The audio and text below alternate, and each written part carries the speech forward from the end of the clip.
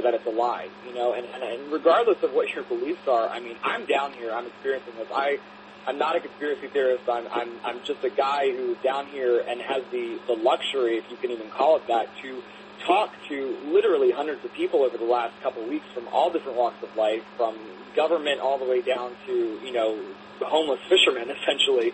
And they are all saying the exact same thing, and that's get the hell out of here. Yeah, I would have already been gone. How much longer do you plan on being down there? I was originally planning on being down here till the 17th, and I am actually leaving tomorrow because that is how confident I am in what we're hearing. Wow. So, in other words, he's hearing a possible evacuation scenario very quickly. Now, whether that happens or not, there's been a lot of banter about this.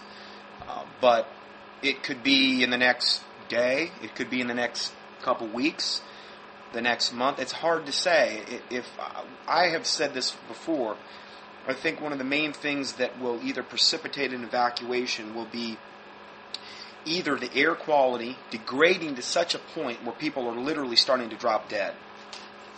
At that point, they're really not going to be able to do a whole lot but evacuate, because they can't hide that. At least to a certain extent, they can't hide it. It's going to be much harder if that happens. And then the other thing that would precipitate it is if the actual well either imploded, they put a nuke down there, there's that methane gas bubble that's been talked about, creating a tsunami. Obviously, that would be a cataclysmic event that would happen very suddenly. You wouldn't have time to evacuate. And I chose to err on the side of safety and just get out of there because there's just way too many scenarios that could go off. There's so many that I just believe that it was just best to leave. And if you have that opportunity, if you can get out of there in any way, shape, or form, I would highly encourage you to do it.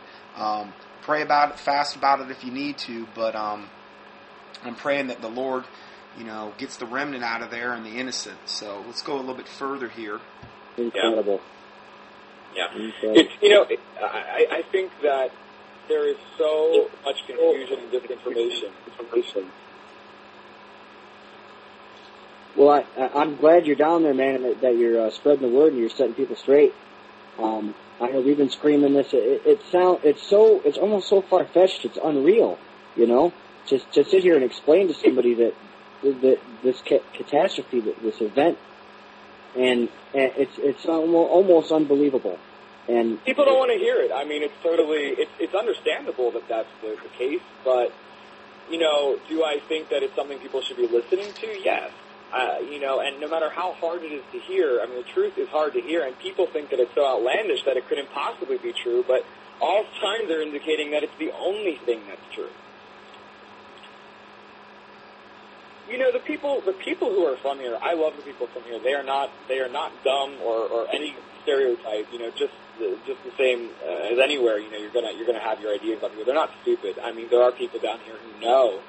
I think that if this was occurring anywhere, it would be the same thing. Because the difference between this and a hurricane, or this and a fire, or a flood, or whatever, is essentially that it's slowly happening. I mean, it's increasing every day, but I mean, we're literally being gassed. I mean, you can feel it, you can smell it, you can taste it, you can breathe it. The symptoms are long-lasting, but it is a slow thing. It's not a hurricane knocking a building down. It's gases being poured into the air, essentially, and poisoning us.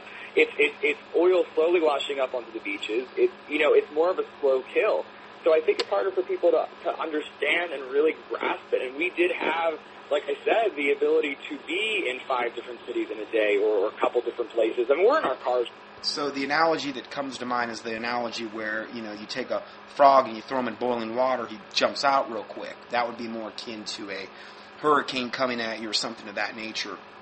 Whereas if you take the same frog and you put him in lukewarm water and you slowly turn the burner up, he'll stay in there till it's boiling, he'll be dead. This is exactly the same scenario that's going on in the Gulf right now. It's more of a turning the burner up slowly as it's happening.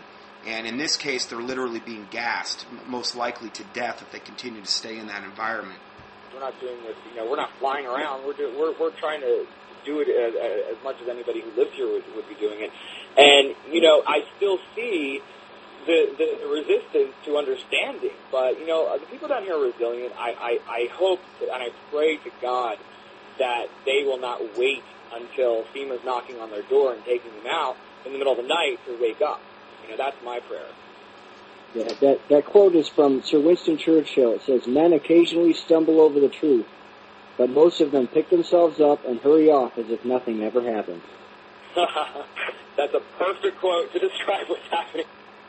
Other wells around this area. I mean, what's happening down there is unprecedented.